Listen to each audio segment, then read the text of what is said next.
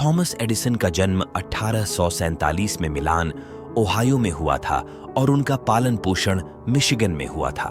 उनके पिता Samuel Edison junior एक लकड़ी निर्माता और भूमि विक्रेता के रूप में काम करते थे, जबकि उनकी मां नैन्सी एडिसन एक पूर्व शिक्षिका थीं।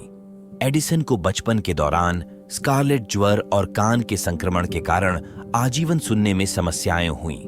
इसके बावजूद वे जिज्ञासु और ऊर्जावान थे। औपचारिक स्कूली शिक्षा के अपने संक्षिप्त कार्यकाल में एक शिक्षक ने एक बार युवा थॉमस एडिसन के घर एक शिकायत नोट भेजा, जिसमें बताया गया कि आपका बच्चा कुछ भी सीखने के लिए बहुत मूर्ख है। हालांकि गुस्से में प्रतिक्रिया करने या अपने बेटे को डांटने के बजाय उनकी मां नैन्सी ने अपनी समझ व्यक्त करते हुए कहा, थॉमस, तुम्हारा शिक्षक तुम्हारी अनूठी सीखने की शैली को नहीं समझता है और मैं तुम्हें खुद सिखाऊंगी। नतीजतन उन्होंने उनकी शिक्षिका की भूमिका निभाई और उनकी सीमित औपचारिक शिक्षा के बावजूद स्वनिर्देशित शिक्षा के प्रति उनके प्रेम को बढ़ावा दिया। बचपन से एडिसन ने प्रारंभिक उद्यमशीलता की भावना का प्रदर्शन किया।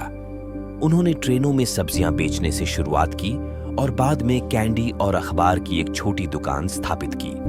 यात्रियों की कैंडी प्राथमिकताओं को निर्धारित करने के लिए उनके बाजार उन्मुख प्रयोगों और बाजार अनुसंधान दोनों में उनकी प्रारंभिक रुचि विकसित हुई।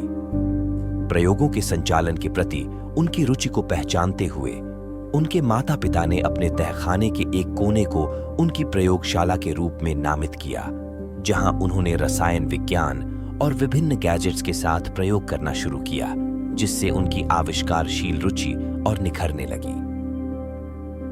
उनका पहला उल्लेखनीय आविष्कार इलेक्ट्रिक वोट रिकॉर्डर था, जिसे 1868 में पेटेंट कराया गया। हालांकि इसे महत्वपूर्ण सफलता नहीं मिली, लेकिन उनकी सफलता 1869 में आई, जब उन्होंने एक बेहतर स्टॉक टिकर तैयार किया। उनके स्टॉक टिकर ने मौजूदा मॉडलों की तुलना में एक महत्वपूर्ण प्रगति का प्रतिनिधित्व किया और इसे वेस्टर्न यूनियन को पर्याप्त राशि में बेच दिया गया, जो आविष्कार और व्यवसाय की दुनिया में उनके प्रवेश का प्रतीक था। 1876 में उन्होंने न्यू जर्सी के मेनलो पार्क में एक प्रयोगशाला और विनिर्माण सुविधा की स्थापना की, जो नवाचार के लिए उनका प्राथमिक आधार बन गया। 1879 में वर्षों के अथक परिश्रम और अनेक प्रयोगों के बाद एडिसन और उनकी टीम ने व्यावसायिक क्षमता वाला एक व्यावहारिक, लंबे समय तक चलने वाला विद्युत प्रकाश बल्ब सफलतापूर्वक विकसित किया। इस क्रांतिकारी आविष्कार ने सुरक्षित और कुशल कृत्रिम प्रकाश व्यवस्था प्रदान करके लोगों के रहने और काम करने के तरीके को बदलकर समाज को बदल दिया। उनकी दृढ़ता प्रकाश बल्ब से भी आगे बढ़ गई, क्योंकि उन्होंने फोनोग्राफ से लेकर मोशन पिक्चर्स तक के आविष्कारों के लिए 1000 से अधिक पेटेंट हासिल किए, जिन्होंने उद्योगों और दैनिक जीवन को महत्वपूर्ण रूप से प्रभावित किया। अपनी उल्लेखनीय उपलब्धियों के बावजूद एडिसन को असफलताओं का सामना भी करना पड़ा। 1914 के वर्ष में एक आग ने उनकी प्रयोगशाला और कारखानों को नष्ट कर दिया। अविचलित एडिसन ने टिप्पणी की, मैं 68 वर्ष का हूं, लेकिन मैं नई शुरुआत करने के लिए बहुत बूढ़ा नहीं हूं। और वह दृढ़ता की कालातीत प्रकृति का उदाहरण देते हुए पुनर्निर्माण और आविष्कार जारी रखने के लिए आगे बढ़े।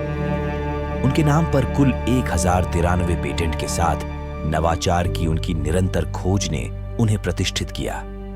अपने जीवन के अंतिम वर्षों में वे मधुमेह से संबंधित समस्याओं से जूझते रहे। अंततः 84 वर्ष की आयु में न्यू जर्सी के अपने आजीवन निवास ग्लेनमोंट में उनका निधन हो गया।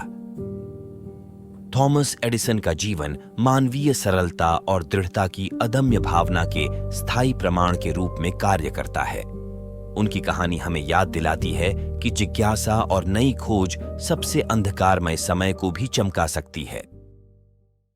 ऐसे और कंटेंट के लिए प्लीज हमारे चैनल को सब्सक्राइब जरूर करें और नोटिफिकेशन के लिए बेल आइकन दबाएं।